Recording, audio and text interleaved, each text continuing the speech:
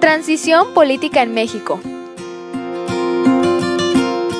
Durante 71 años, México vivió sujeto al autoritarismo, el proceso para la transición hacia una nueva forma de gobernar, que se manifestó en una alternancia al poder federal.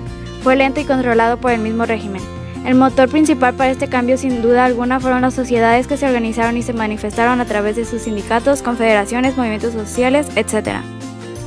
Dentro de este proceso cabe destacar que abundaron las protestas sociales.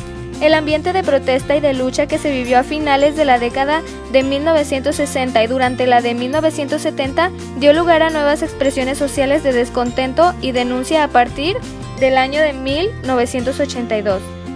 También, la crisis generada por la deuda externa de 87,000 millones de dólares afectó con intensidad a toda la sociedad mexicana.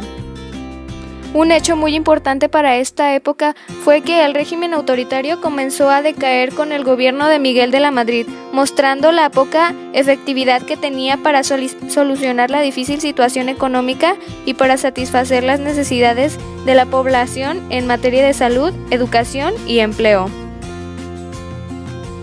Durante este tiempo se dieron diversas demandas sociales presentadas a partir de huelgas y mítines.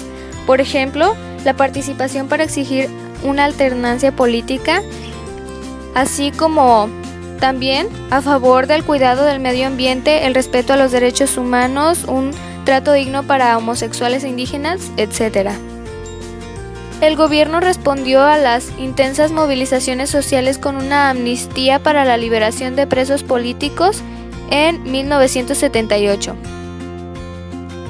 En el año de 1980 ocurrieron muchas situaciones. Una de ellas fue la difícil situación económica, que dio un giro importante a la política económica, la cual se orientó hacia la puerta comercial y fue dejando atrás la situación de importaciones. Los efectos de la crisis y el nuevo modelo económico requirieron de funcionarios especializados en la administración y la planeación gubernamental. A estos funcionarios se les llamó tecnócratas, pues basaban su gestión en el conocimiento y aplicación de técnicas administrativas y económicas. Los presidentes Miguel de la Madrid, Carlos Salinas de Gortari y Ernesto Zedillo Ponce de León fueron tecnócratas y se rodearon de economistas para efectuar los cambios necesarios de la estructura financiera y así poder solventar la dura crisis. Durante el sexenio del presidente Salinas, principal promotor del neoliberalismo, dirigió sus esfuerzos a renegociar la deuda externa para sanear las finanzas públicas. Llevaron al gobierno a una transformación en el sistema cambiario mexicano, ahora dividido en 100 centavos, con lo cual 1,000 pesos se convertían en un nuevo peso.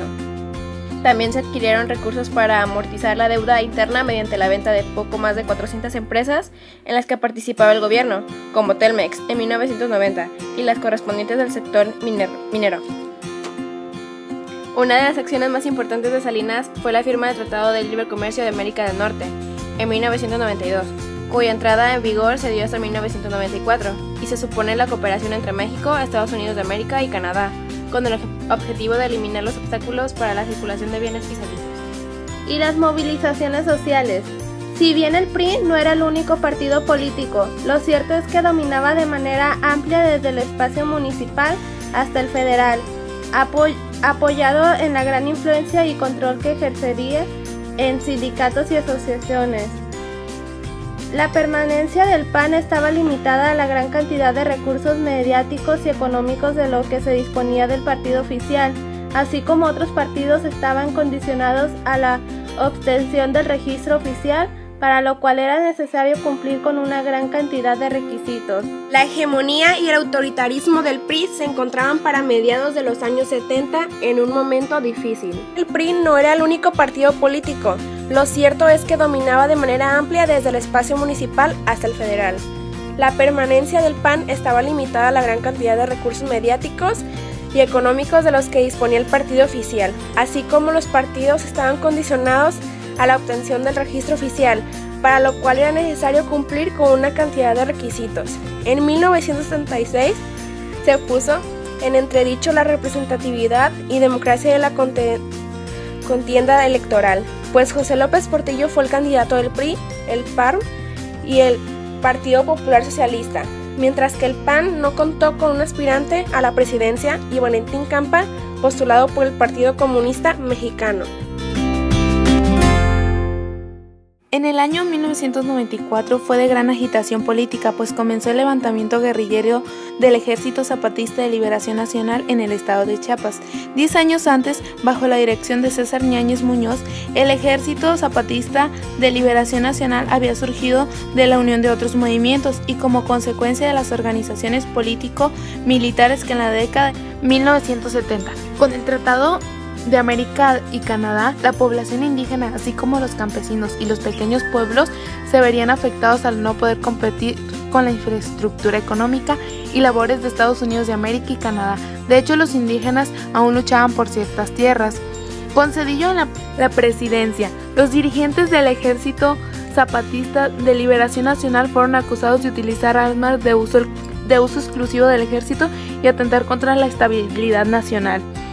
A partir de los cambios experimentados en la materia electoral, con la reforma de 1977 se inició el proceso de cambio, pues se concretó la conformación de partidos políticos de la oposición, para consolidar la anhelada alternación política tras 71 años de hegemonía del PRI. Un gran descontento surgió de las constantes devaluaciones e infracciones, así como el escaso canal de expresión. Hacia 1987, los logros de la reforma electoral no se reflejaron por completo en la vida política. ¿Sabías que? La alternancia política refiere a una vida política sana en la que todos los partidos cuentan con las mismas oportunidades para participar en la contienda electoral sin que ninguno se perpetúe en el poder. En las elecciones del 2000, Vicente Fox de Quesada se convirtió en el primer presidente electo ajeno a las filas del partido oficial. Este impactante hecho se dio obviamente por el sufragio de la mayoría de los mexicanos, representando así uno de los más caros anhelos de la sociedad mexicana casi desde su independencia.